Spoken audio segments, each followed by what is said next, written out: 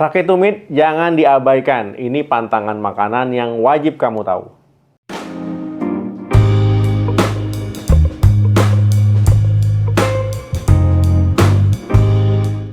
Halo, Assalamualaikum warahmatullahi wabarakatuh. Hai teman-teman sehat, saya Dr. Sadam Ismail. Kita akan membahas masalah kesehatan yang sering mengganggu aktivitas sehari-hari, yaitu sakit tumit kaki. Sakit tumit ini bisa disebabkan oleh banyak hal dan ternyata apa yang kita makan ini juga berpengaruh terhadap tubuh kita. Di video ini saya akan membahas beberapa pantangan makanan yang sebaiknya dihindari jika kalian sedang mengalami sakit tumit atau ingin mencegahnya. Yuk simak sampai habis. Sebelum kita masuk ke pantangannya, penting untuk kita pahami dulu kenapa sih makanan ini bisa berpengaruh pada sakit tumit. Beberapa jenis makanan itu dapat memicu ataupun memperparah peradangan di dalam tubuh. Nah, peradangan ini bisa berkontribusi pada berbagai kondisi yang menyebabkan sakit tumit seperti misalkan plantar fasciitis ya ataupun artritis. Selain itu teman-teman ya, beberapa makanan ini juga bisa memicu kenaikan berat badan. Nah, kalau seandainya berat badan naik ya memang secara tidak langsung ini akan memberikan tekanan berlebih pada tumit dan bisa memperburuk rasa sakit yang terjadi.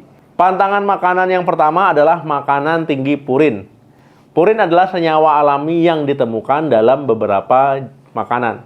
Ketika tubuh mencerna purin, ia akan menghasilkan asam urat. Kalau kadar asam urat tinggi dalam tubuh kita, dalam darah kita, itu dapat menyebabkan penyakit asam urat ataupun gout ya. Nah, ini biasanya menyerang persendian termasuk di kaki ya, juga di tumit. Contoh makanan tinggi purin yang sebaiknya teman-teman batasi ataupun hindari misalkan daging merah. Ya, terutama ini bagian jeroannya ya, jeroannya misalkan hati, ginjal, usus dan sebagainya. Kemudian seafood. Nah, ini misalkan seafood teri ya, teri, sarden, kerang, ini tinggi purinnya. Kemudian minuman manis yang tinggi fruktosa. Jadi hati-hati yang suka minum minuman manis ya, ini harus dibatasi. Nah, yang terakhir alkohol. Nah, ini jadi teman-teman ya, alkohol ini juga tinggi purinnya. Pantangan makanan yang kedua adalah makanan olahan dan tinggi gula. Makanan-makanan ini seringkali mengandung bahan tambahan lemak jenuh, kemudian gula rafinasi. Nah, ini bisa memicu peradangan dalam tubuh. Peradangan kronis ini bisa memperburuk nyeri pada tumit yang terjadi. Contoh makanan olahan apa saja dan tinggi gula?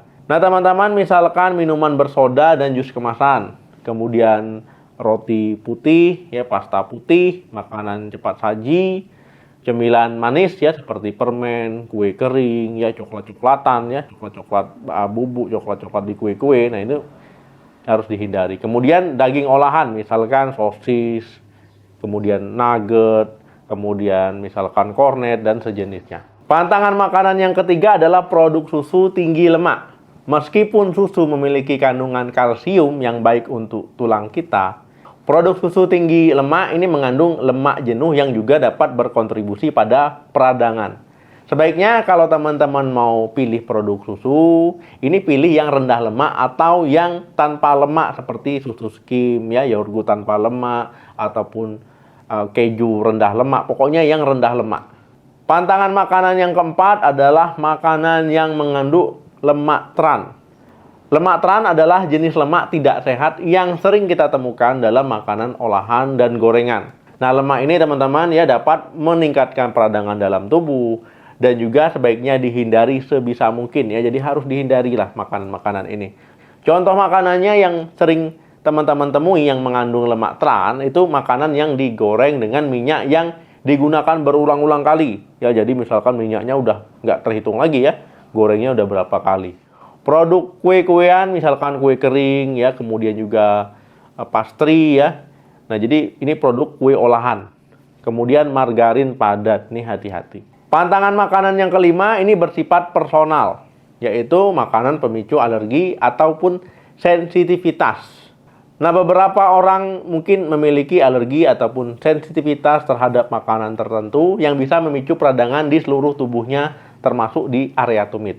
Jika teman-teman mencurigai adanya alergi ataupun sensitivitas makanan, coba perhatikan makanan apa saja yang kalian konsumsi sebelum rasa sakit tumitnya muncul ataupun memburuk.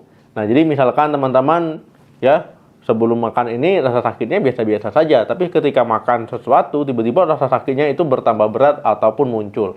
Nah, ini berarti harus hati-hati.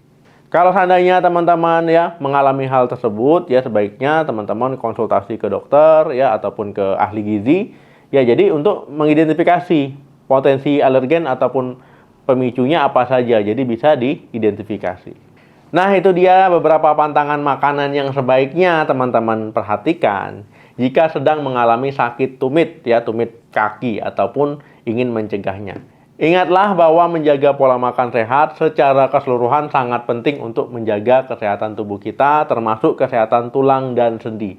Selain menghindari pantangan makanan ini, penting juga untuk menjaga berat badan ideal, olahraga secara teratur ya, olahraganya yang tepat, kemudian menggunakan alas kaki yang nyaman untuk mencegah dan juga mengatasi sakit tumitnya. Jadi semoga informasi ini bermanfaat. Jangan lupa untuk like video ini, kemudian bagikan ke teman-temannya. Siapa tahu teman-temannya juga sedang mengalami masalah di tumit kakinya. Dan jangan lupa subscribe untuk tips kesehatan lainnya. Kalau teman-teman punya pengalaman atau tips lain seputar sakit tumit dan makanan, jangan ragu untuk berbagi di kolom komentar.